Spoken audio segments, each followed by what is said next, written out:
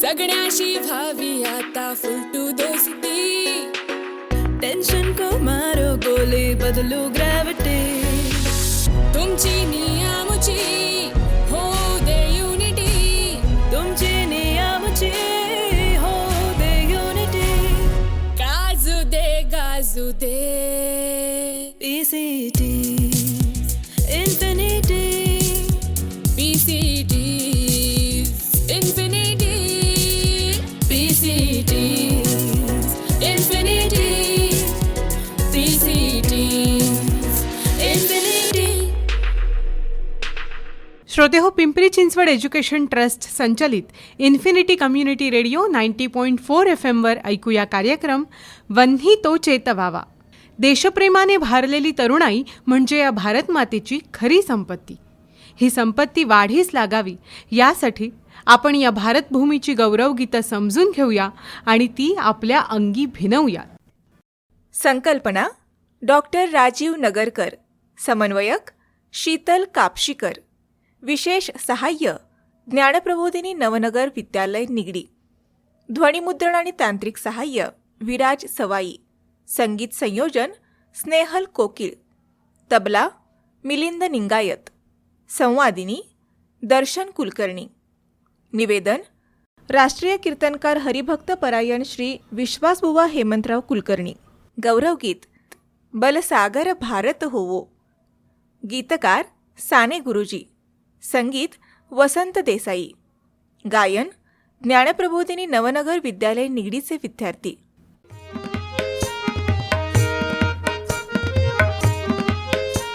वन्ही तो चेतवावा, वन्ही तो चेतवावा.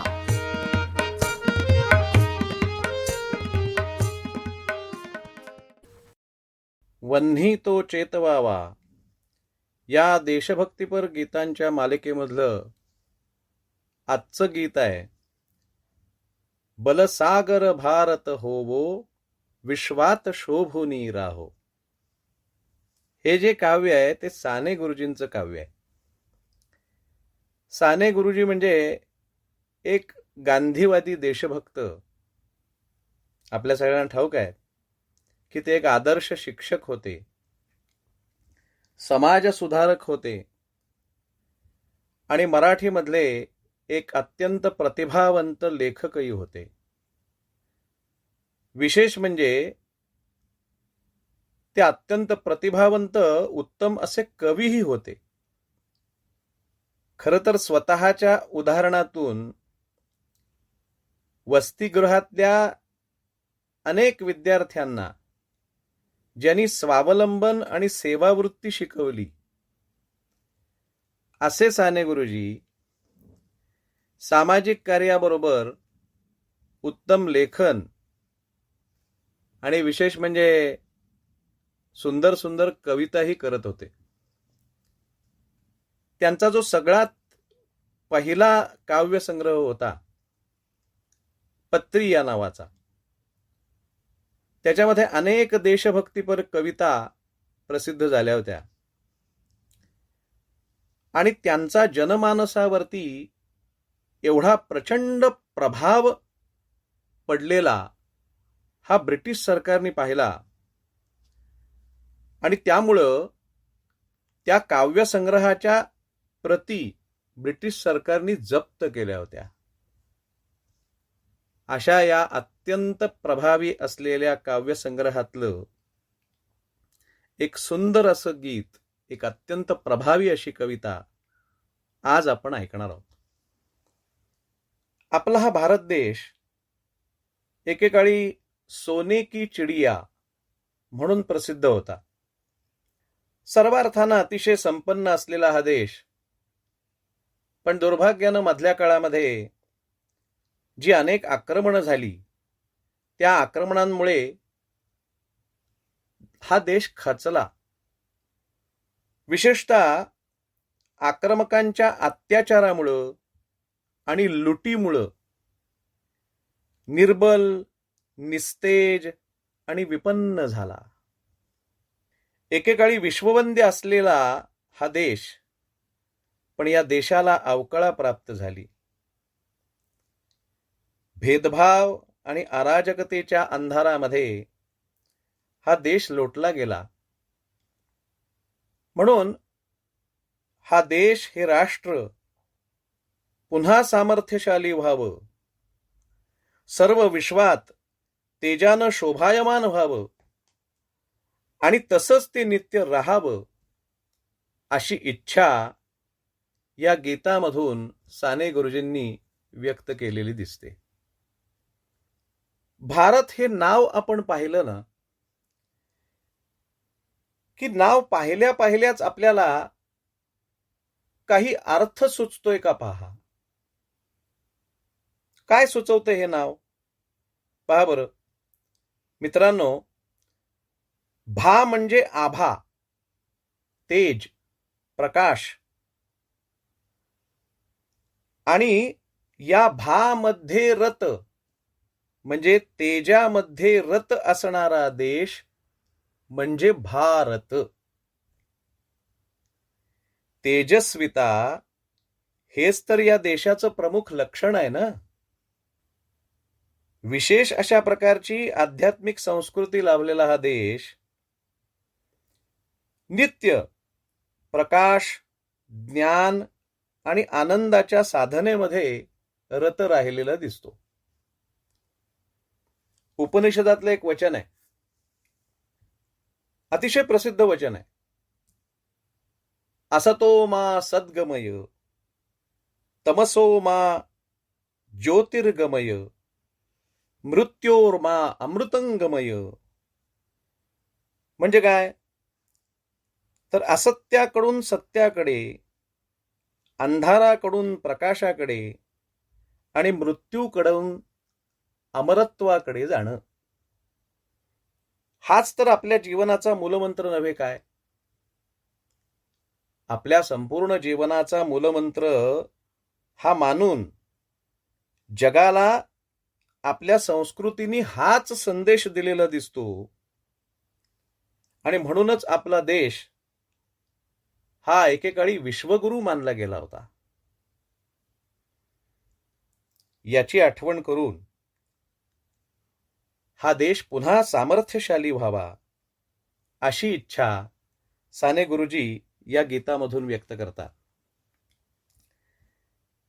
खरं म्हणजे स्वतः जनसेवेचं कंकण ज्यांनी हाती बांधलेलं होतं आणि राष्ट्रासाठी प्राण वेचायलाही जे तयार होते ते साने गुरुजी आपल्याला सुद्धा सहाय्य करण्यासाठी मोठ्या तळमळीनं आवाहन करतायत. ते म्हणतायत की अहो, तुमचीही जर मला साथ मिळाली तर आपण आपलं सर्वस्व अर्पून हा देश पुन्हा गतवैभव प्राप्त करेल असा विश्वास मला वाटतो. पण काय आहे, आपल्याला सगळ्यांना एकत्र येऊन एका ध्येयानं काम करणं हे आजपर्यंत तसं फारसं जमलेलं नाही. नेहमी ते कठीणच गेलंय. काय होतं, आपल्यातले भेद हे बऱ्याच वेळेला उफाळून येतात. उच्च नीचतेची कल्पना ही नेहमी आपल्या समोर येऊन अडथळा म्हणून उभी राहते आणि त्यामुळे कार्यनाश होतो. पण तुकाराम महाराज म्हणतात ना की विष्णुमय जग वैष्णवांचा धर्म, भेदाभेद भ्रम अमंगळ. हे जे आपापसातले भेदाभेद आहेत ते अमंगळ आहेत. हे आपापसातले भेद आपण जर विसरलो आणि आपण जर सगळे एकत्र आलो, एकमेका साह्य करू अवघे धरू सुपंथ या विचारांनी जर कार्यरत झालो तर या देशाचं भविष्य नक्कीच उज्ज्वल आहे, यात कोणतीच शंका असण्याचं कारण नाही. लक्षात ठेवा, मतभेद असले तरी हरकत नाही, पण मनभेद मात्र असता कामा नये. असं आहे, भाषा, वेश, खानपान इत्यादी गोष्टींमध्ये आपल्यामध्ये भेद आहेतच की. पण म्हणून काही आपल्या भारतीयत्वामध्ये कधी काही भेद उत्पन्न झालाय? नाही ना. मग आपण सर्व भारतीय आहोत, आपण सर्व एक आहोत, हा ऐक्याचा मंत्र जपणं आपल्याला शक्य नाही का? आपल्यातले हे सगळे भेद सोडून हा ऐक्याचा मंत्र जपून आपण ही भारतभूमी पुन्हा वैभवशाली करूयात. आपल्या भारताचं तेजस्वी निशाण हातात धरून या प्रियतम भारताचं गौरवगान करूयात आणि साऱ्या जगात पराक्रम गाजवूयात. पुन्हा एकदा आपल्या या मायभूमीला पूर्वीचं मानाचं स्थान मिळवून देऊयात. अर्थात यासाठी प्रयत्नांची पराकाष्ठा करावी लागणार आहे. ती जर आपण करायला तयार असू तरच हे शक्य होणार आहे. यत्न तो देव जाणावा अशी समर्थांची एक अतिशय प्रसिद्ध उक्ती आहे. समर्थांच्या या उक्तीप्रमाणे आपण प्रयत्नानं मातृभूमीसाठी दिव्य असा पुरुषार्थ संपादन करूयात, नाहीतर आपलं आयुष्य व्यर्थ ठरणार आहे. म्हणून आपला भाग्य सूर्य नित्य तळपत राहावा असं जर आपल्याला वाटत असेल तर यासाठी आपल्याला आपलं हे जीवन समर्पित करायला हवं. खरं पाहता वसुधैव कुटुंबकम म्हणजे संपूर्ण वसुधा हे एकच कुटुंब आहे असा विचार करणारे आपण. हे विश्वची माझे घर, ज्ञानोबा म्हणतात ना की हे विश्व माझं घर आहे. किंवा रामदास स्वामी बालपणी फडताळात बसून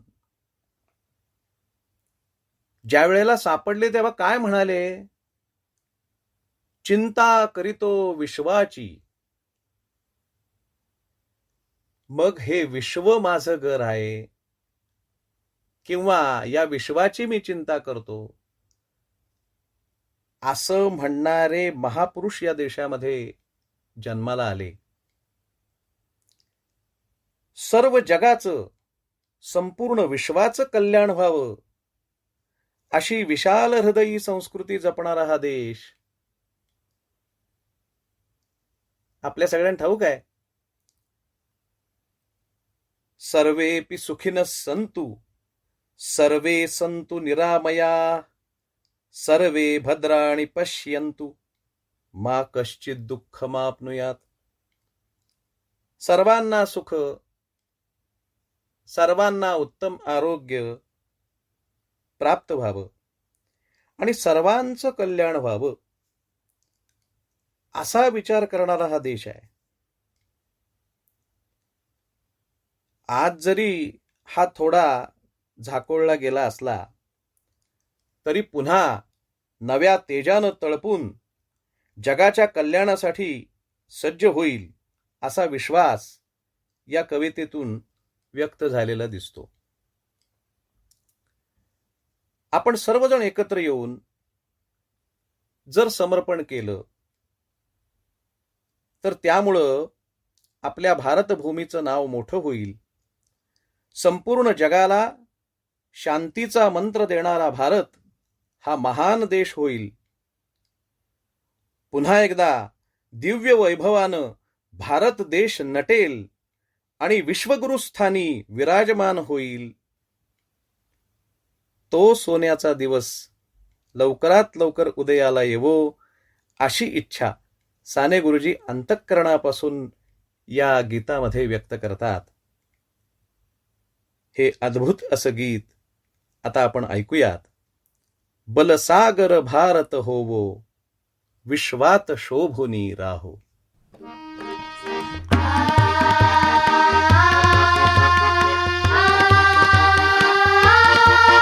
बलसागर भारत होवो, बलसागर भारत होवो, विश्वात शोभुनी राहो, विश्वात शोभुनी राहो. बलसागर भारत होवो, बलसागर भारत होवो,